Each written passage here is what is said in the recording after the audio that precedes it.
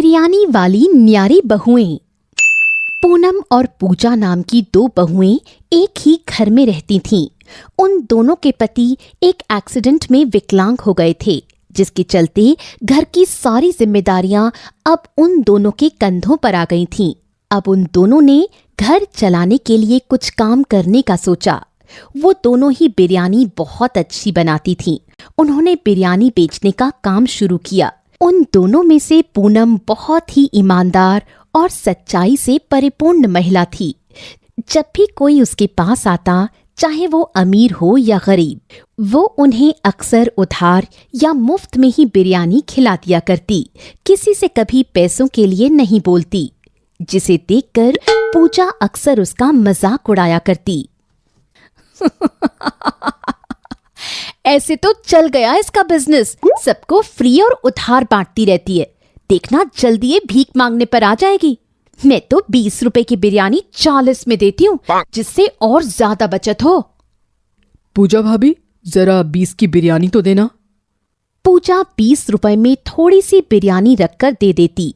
ये सब पूनम देख रही होती है और मौका मिलते ही, पूजा, ये तुम ठीक नहीं कर रही हो। किसी के पेट को हम भर नहीं सकते तो उसे ठगना भी नहीं चाहिए। कितनी मेहनत करके पैसे लाते होंगे ये लोग। हाँ हाँ ठीक है, तू मुझे ज्ञान मत दे। तू ही बांट यूं सबको फ्री में। जब घाटा होगा ना तो मेरे ही पास आएगी। मैं तो यूं ही बचत करूंगी।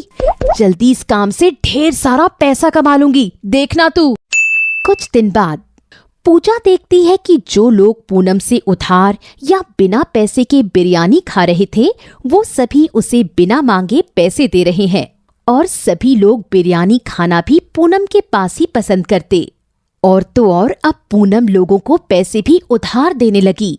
पूनम अब बिरयानी बेचकर पूजा से ज्यादा कमाने लगी और पूजा को ये बात कुछ हजम नहीं हुई।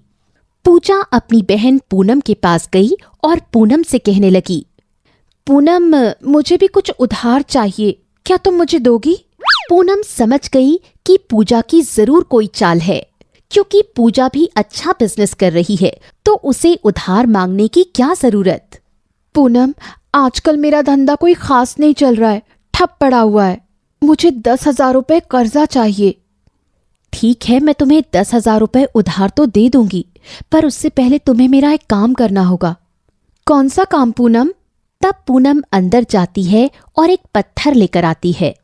तुम्हें पहले इसको छूना होगा। पर क्यों? वो इसलिए कि जो इस पत्थर को छू लेता है वो जल्दी ही उधार चुका देता है। तब पूजा के मन में लालच आ जाता है और वो पूनम से कहती है, पूनम, ये पत्थर मुझे दे दो ताकि मैं भी अपने बिजनेस को और आगे बढ़ाऊं। तब पूनम उसे वो पत्थर दे देती है। पूजा भी सभी को उधार और बिना पैसे की बिरयानी खिलाने लगी, पर उधार देने से पहले वो अपने ग्राहकों को उस पत्थर को छूने को कहती।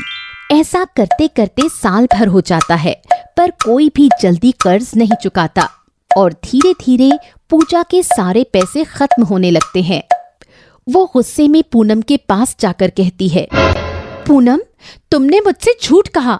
तुम सिर्फ अपनी तरक्की चाहती हो, इसलिए मुझे तुमने गलत पत्थर दिया ताकि मेरा बिजनेस ठप हो जाए।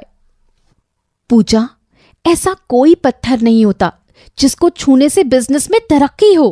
पर पूनम, इस पत्थर की बदौलत तो तुमने अपने बिजनेस में बहुत तरक्की की, और मुझे ऐसा कह रही हो कि ऐसा कोई पत्थर नहीं होता जिसको छूने से बिजनेस में तरक्की हो। तब पूनम कहती है, पूजा, मेरी तरक्की का राज मेरा व्यवहार है। मेरे पास जब भी कोई आता है तो वो मेरी ईमानदारी और मेरे अच्छे व्यवहार से प्रभावित होता है। पूजा, हमारे पास भले ही कितना ही पैसा क्यों ना आ जाए, लेकिन अगर हमारी बोली में मिठास नहीं है तो कोई हमसे बात करना पसंद नहीं करेगा। पूजा समझ जाती है कि पूनम क्या कहना चाहती है। वो पूनम से माफी मांगती है और अपने बिजनेस को ईमानदारी और सच्चाई से चलाने लगती है।